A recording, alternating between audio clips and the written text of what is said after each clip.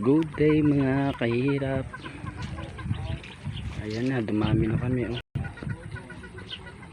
Ay magbunot. Ayun yung mga manananim nagkalat-kalat na.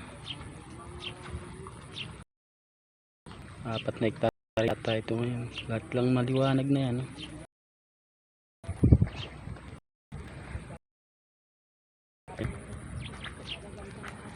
Ayari na kayong bumunot.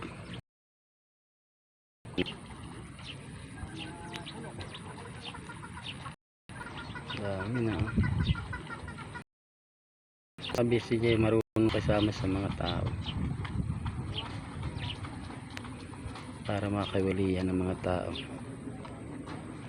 Manananim yung hanapin niya kung pupunta sa iyo yan. Ikaw ay maganda mag-guide.